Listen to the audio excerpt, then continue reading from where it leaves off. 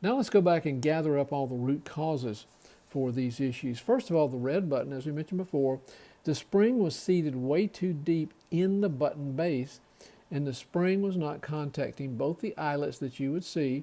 It's a common construct technique that AC Gilbert used underneath the red button. What I found, and this is another button that from another controller, same identical problem, that is the spring was seated very deeply inside the button, so that it was pressed, the part of the spring that needed to contact the eyelets was too deep, and it looked like that the spring has been superheated and then either twisted into this button or worn into it. You can see how it's melted the button.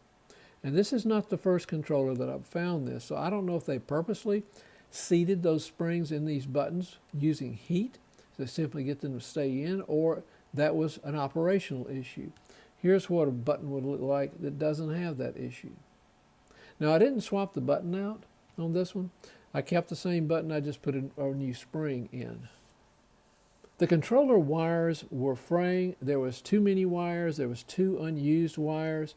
It had a lot of overall dirt, grease underneath the bottom button housing, and carbon dust on all the contact points. So that was corrected by taking this apart and taking the bottom plate off, polishing and shining all the contact points and making sure that they had good solid contact and good solid operation, and then putting on some new wiring. So that took care of the. Now I believe the issue with the motor running and the platform not rotating was an issue with the gearbox, and I'll explain.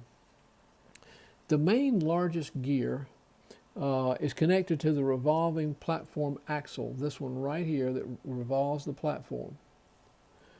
But the shaft collar was not connected. Now that little shaft collar right there was not screwed in tight and putting pressure on the axle. And that allowed this large spring to move freely up and down on the axle.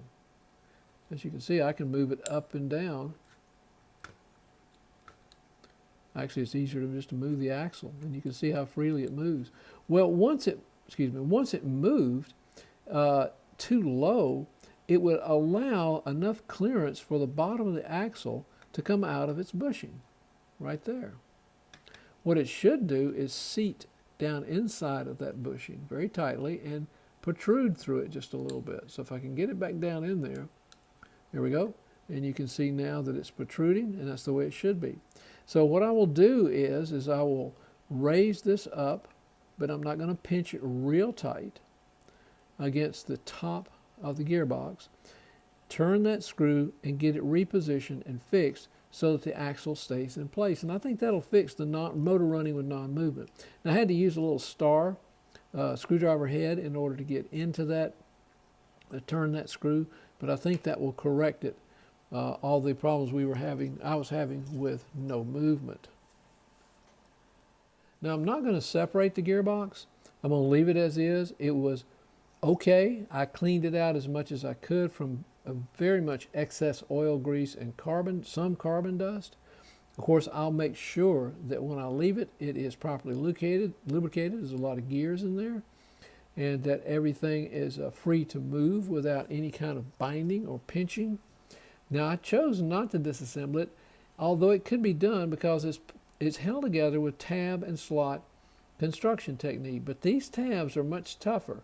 They're much thicker even than what you find on the reverse units. So I thought bending those was simply extending the risk of one breaking or it not being seated properly. If you choose to take this gearbox apart, you can do that by straightening the tabs and removing the top and the bottom plates. Just make sure you have some photography of the inside of it so that you get it back the way it came. Now in disassembly, following Mr. Barker's suggestions, here's how I did it. I took the red roof and slid it off. It stays inside of these little these tracks right here, and it has slots in it, so you just slide it straight off. I disconnected the magnet from the hook, this one right here, disconnected that, and simply set it inside the base and secured it with a little bit of masking tape just to make sure it was not going to swing freely or drop out or put too much pressure or load on that wire harness. I then disconnected the cable and untied the string at the back of the revolving platform.